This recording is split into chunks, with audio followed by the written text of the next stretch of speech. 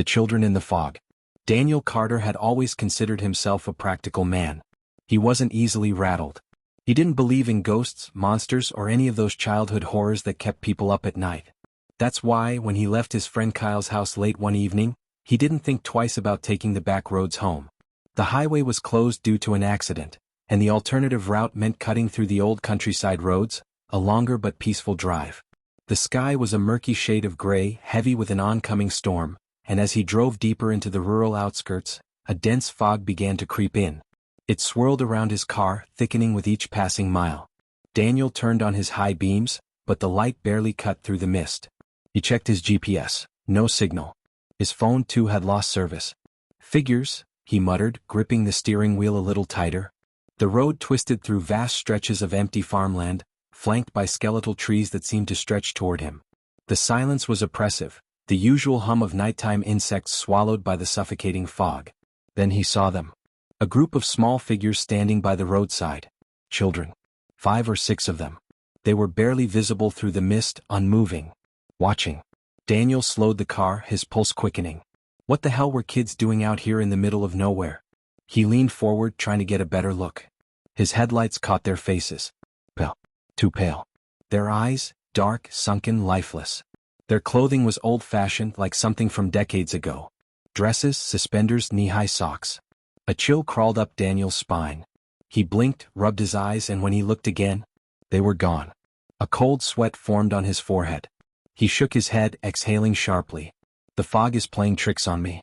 He pressed the gas pedal and continued down the road. But as he drove, a prickling sensation crept up the back of his neck, an overwhelming feeling that he was not alone. Then came the laughter. Soft, distant, and unmistakably that of children. Daniel's grip tightened on the wheel. The laughter wasn't coming from outside. It was inside the car. A shadow flickered in his rearview mirror. A small figure sitting in the back seat. Daniel's breath hitched. He slammed the brakes, tires screeching against the pavement. His heart pounded as he whipped around. The back seat was empty. Shaking, he turned back to face the road. The fog had grown impossibly thick.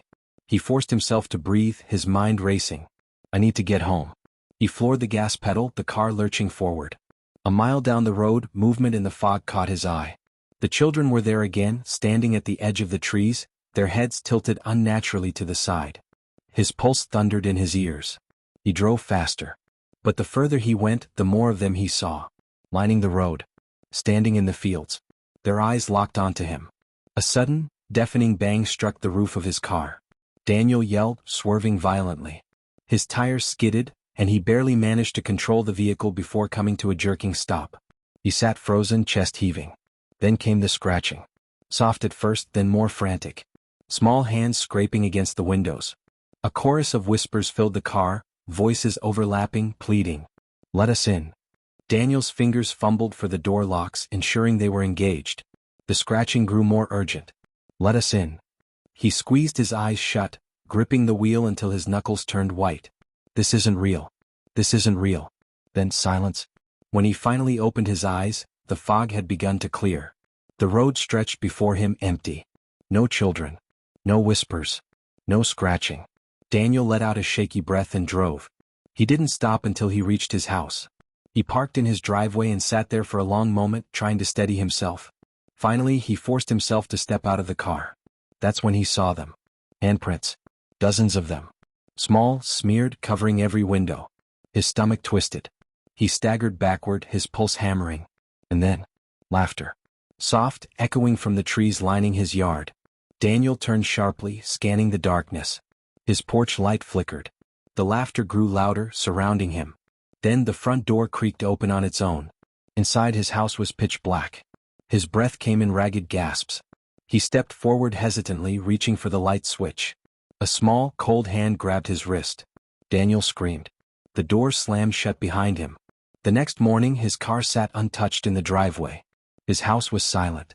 The neighbors assumed he had left early for work. But when they didn't see him for days, someone finally called the police. When officers entered the house, they found it empty. No sign of struggle. No sign of Daniel. But all over the walls, traced in the dust, were tiny handprints. And in the center of the living room floor was a single child-sized footprint, pressed deep into the carpet. The case was never solved. Some said he ran away.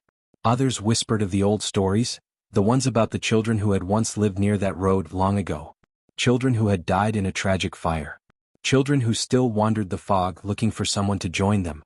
And sometimes, late at night, passing drivers still hear laughter drifting from the mist.